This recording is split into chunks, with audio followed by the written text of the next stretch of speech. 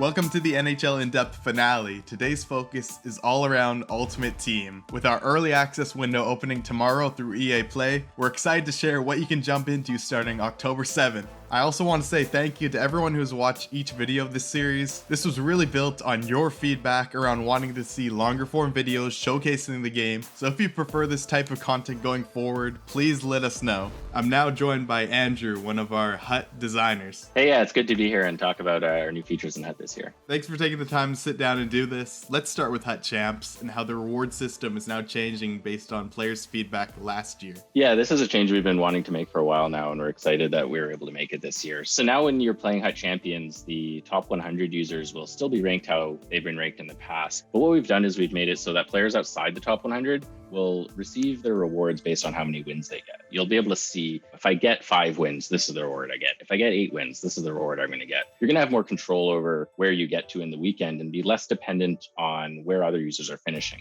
That's great to hear. Hopefully this is good news for some of our more competitive players, as I know they've been asking for this for a while now, so I'm glad we were able to implement it. How about players who enjoy squad battles? How are we showing them some love this year? Yeah, so one of the things we've done with squad battles is we've added the option to select your period length. Previously, squad battles games were all 4 minutes. If you wanted to get in a quick game, you didn't really have the ability to do that. You'll see as I change the period length here, then the possible points are also changing as well. So if you want to be competitive at the top of the leaderboard, you're not going to be wanting to play 2-minute period length games, but you're trying to get in a quick game before jumping into another game mode or World of Shell, or you're waiting for an auction to end, whatever it is, you can now play a shorter game in squad battles. So for the next one, we've opened up squad battles so that it's less on a fixed schedule each day. Now you can play all your games whenever you want. So you'll still have the same number of maximum games in a week, but now you'll have control as to when you play that next round of 4 games. As you can see here, there's this new refresh opponents button in the bottom right corner of the screen. And so if I press that, I'll actually just get 4 new opponents. You'll see here that by doing this, I discard the existing opponents. So you can really play squad battles now at your own pace. So you don't have to worry about logging in each day. If you want to play 36 games all in a day, that's up to you. The nice thing about this new format is, if you want to go away for the weekend, you're not locked into logging in each day to maximize your rank in squad battles. You'll be able to manage your time on your own and play the games at your own pace. And then the last improvement we made is so that when you play a squad battles game now, we've randomized the home or away teams. This will let you see both your home jersey and your away jersey when you're playing squad battles. That was a big piece of feedback we received in the past. So now with this change, you'll get both of those experiences when you're playing squad battles. I actually finished in the top 100 in squad battles at the start of 21, believe it or not, so I can tell you firsthand that not having to log in every 24 hours to get your 4 games in is a big plus. You guys have also made some changes to how you manage your items. Can you speak on that? Yeah, so one of the other things we've done this year is we've added a trade pile to help you manage your items that you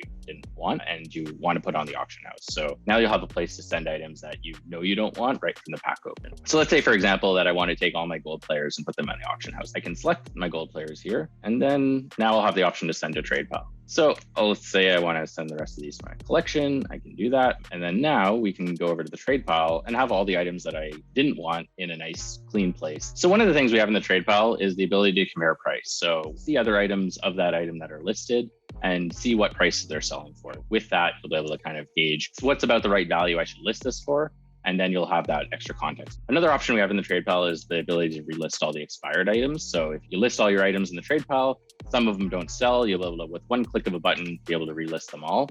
And they'll all go back up at the same price you had listed them previously. So with the trade pile, you're going to be able to put up to 100 items in there. So you'll be able to manage your collection and items you want and don't want a bit easier just by using the trade pile, kind of how you choose to use it. There are also some changes to Synergies, which Jake will walk us through. Hey, thanks, Poppy. I'm Jake, one of the game designers on NHL, and let me run you through some of the changes we have. So the main change is we decided to remove team synergies, and all synergies going forward will be player synergies. Team synergies really limited the options for players on their team. Players who feel like they couldn't pick a new release player or a player that they like if they didn't have the exact team synergy they wanted. With only player synergies, it should really make room for a lot of different builds throughout the year and keeping teams unique and using different synergy strategies all year. So what's new with Synergies this year in terms of balancing to avoid everyone just relying on one or two? Synergies this year are balanced in a way to promote team play and puck possession over just a run and gun play style like there has been in the past. You won't see the top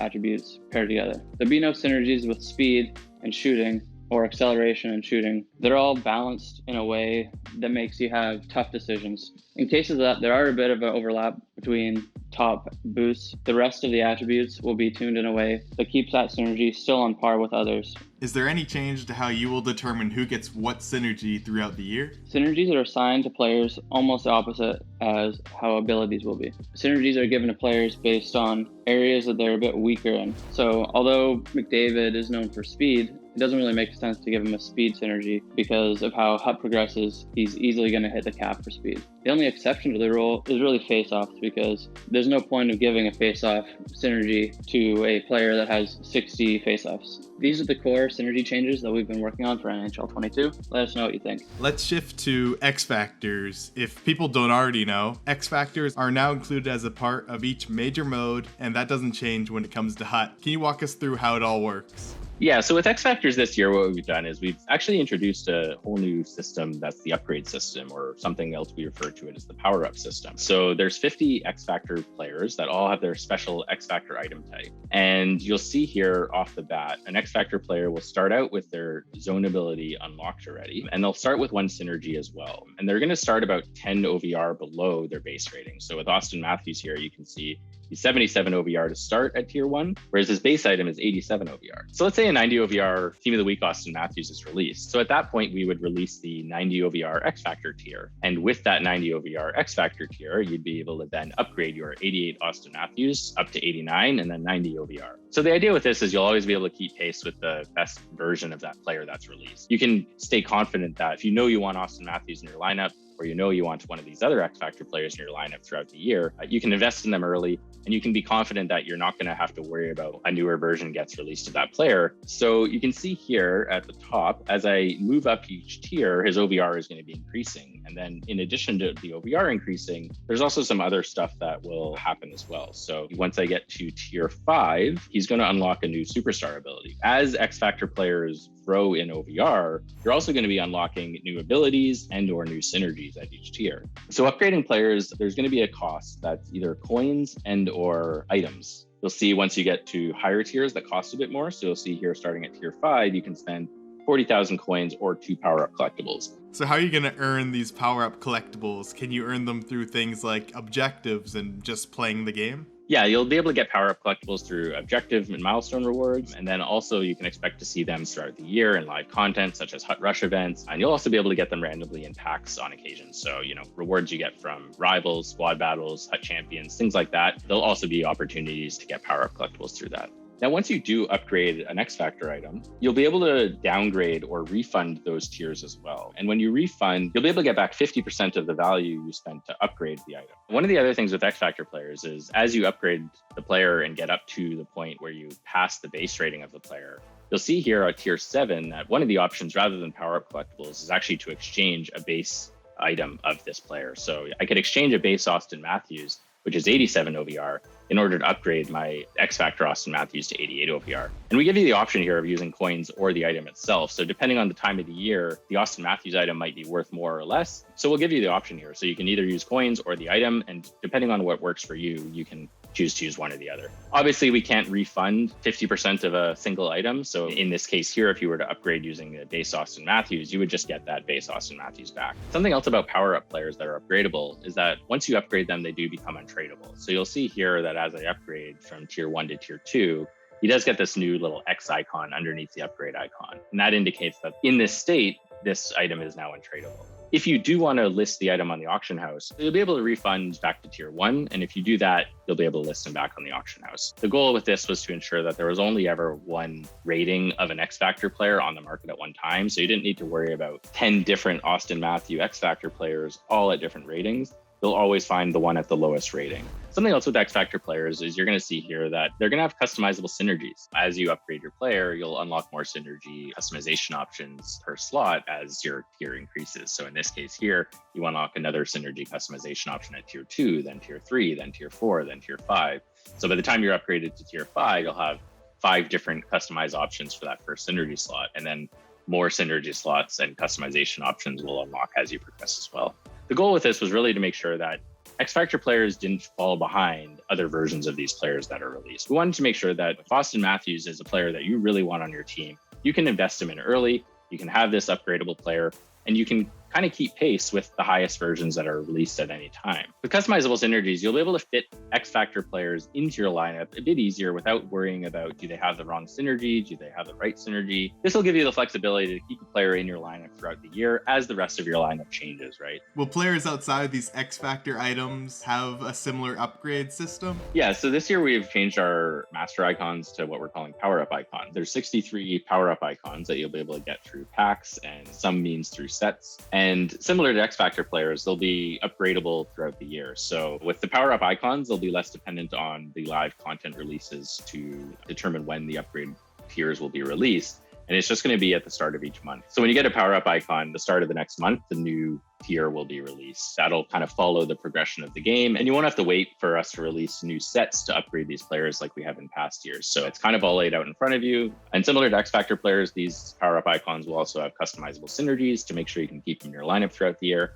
and also have zone abilities and superstar abilities that will unlock as the OBR increases. So something else we've done in HUT is we've added this concept of ability points and an ability points limit. So this will help keep a bit of a balance between various HUT teams and the number of abilities they have active. You can go into the ability limit screen here and you can see each zone and superstar ability will be listed for each player. And you'll also see an ability points bar up in the top right corner. Different abilities will have different ability points. What you'll need to do is build a lineup that stays under that ability points limit, and you'll be able to choose which abilities you want active or inactive in order to stay under that limit. So for XFactor sets, we're going to have ways that you can both acquire players and PowerUp collectibles. So this first set here, you'll be able to exchange gold players for an XFactor player choice pack. There will be a cooldown on this, so you won't be able to do this all the time. You'll also be able to get XFactor players through packs randomly, and then there'll also be other opportunities and other things such as seasonal rewards, which you'll see. And then something else we were able to do this year is have sets that require specific OVRs. So while this set just requires gold players for a PowerUp collectible, this set here requires half as many players, but 80 OVR or higher.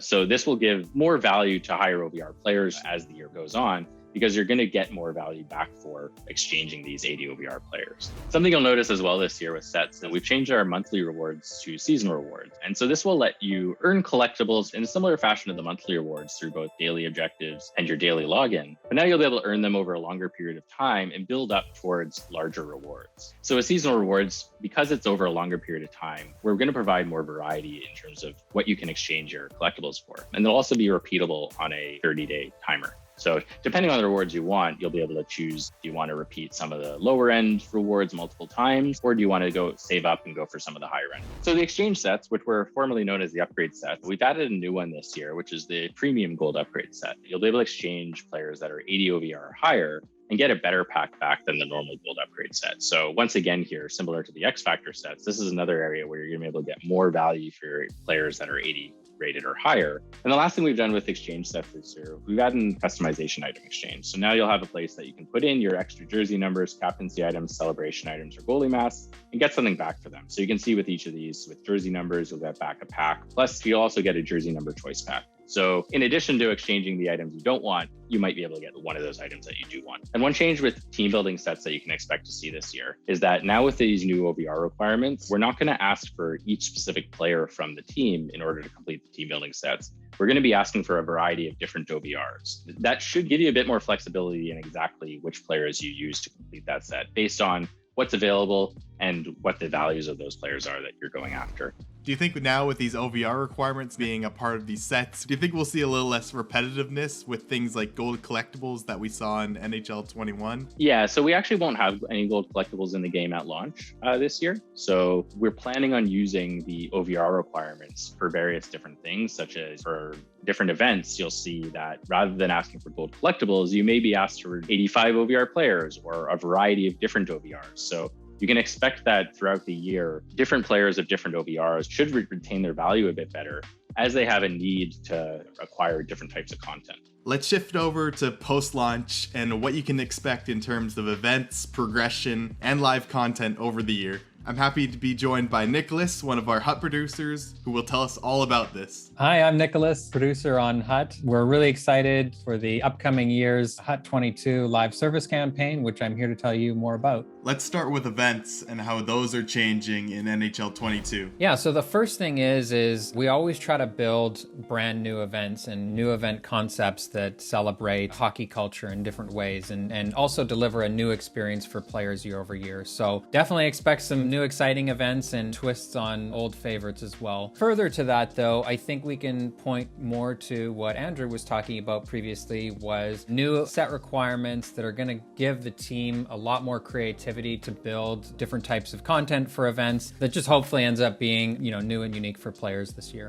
The next thing we wanted to focus on was consistency and clarity, and really giving players a better understanding from the beginning of the game which items are going to be upgradable, which ones are not, and what you're going to be able to do with items that you acquire in sets or through events. And so as an example of this, when events launch, the intent now is to actually have different types of sets available, some that are timed specific to when the event is going on, others that are going to be available indefinitely and would almost act as sunsets in a sense right from when an event is released, so that kind of right away the value you're going to be able to get back from something you acquire during an event. Anything new when it comes to player progression for skaters and goalies for 22? So I think the first thing we can talk about is skaters, and what I would say about that is that we're always conscious of speed progression. If we go back to 20, we obviously had players hitting 95 plus speed pretty early in the year. And so 21 was actually the first year where we halved the speed progression for all skaters as we moved the items up. So I think that's something that we're planning to continue this year with no changes. Primarily the issue that happened last year was a lot of that effort was negated by the speed synergies being so strong, which is something that we've taken care of this year. So that's kind of how we feel we've solved that. And I think we're going to have a slower speed progression this year that feels more balanced just from that improvement and no changes to the system. The next thing I can talk about then is the goalies. Obviously last year was also the first year where we introduced some of the caps for goalies based on their height. We will continue to do that this year. We plan for there to be less exceptions to the rule, whereas last year we had certain master items and master icons that had exceptions. As far as the attributes, we'll post them online. They're very similar to last year, but we've balanced them a little bit more. They're not staggered across different attributes. They're more consistently capped. So it's better for player clarity and understanding of it. What will some of the first NHL 22 HUT events look like? We're excited this year. The first event we're going to have is called NHL 22 Training Camp, and that's actually going to be replacing what was traditionally our EA Play event. So we're still going to have some exclusive EA Play content during that time, but we're also using it as an opportunity to have some sets and some content that's really for teaching players about some of the new features in the game and just help people get started in the new year.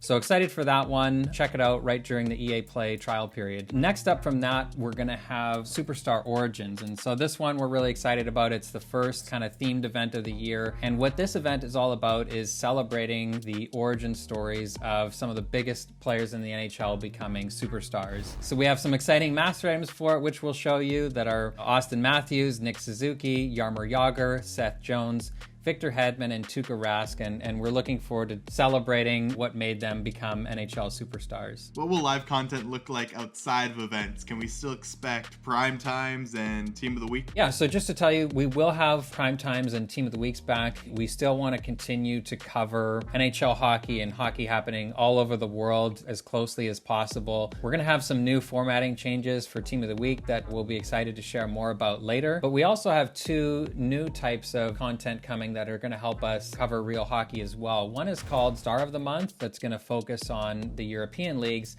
And then the other is going to be called Plays of the Year. So we've had Plays of the Year cards in the past, but this year we're going to actually have them release more in the moment of when these big plays happen. And so we can be part of the big moments with everybody else when, McDavid or Matthews score an amazing goal. So looking forward to it. And those are going to be something special and hopefully super valuable for players. Will these Star of the Month and Player of the Year items get a larger overall increase than you would see with a primetime or a Team of the Week? Yeah, so what I would say is we're going to do something for those items to make them special and unique and give them more value. Are there any new icons this year? Yes, we do actually. We're really excited about this. We continue to have a great partner in the NHL Alumni Association who continually adds players to their organization. So always excited to name these, but we're going to have some favorites from years past like Dan Boyle, Doyle, Randy Carlisle, Chris Japer, Simone Gagne, Milan Haydu, Craig McTavish, Kirk Maltby, Rick Nash, George Peros, Brad Richards, Ryan Smith, Sergei Zubov, Chris Osgood, and many more. So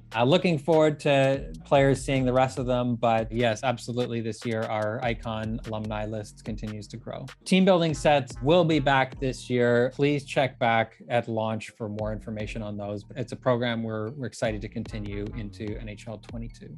Thanks for the boatload of info, Andrew, Jake, and Nick, and thank you all for watching this final video. Reminder that EA Play members will be able to jump into NHL 22 tomorrow on October 7th, and you can also pre-order to get 3 days early access starting October 12th with the XFactor edition, which also nets you 2 of those XFactor players for your team. Thanks again, and we'll see you all out on the ice tomorrow.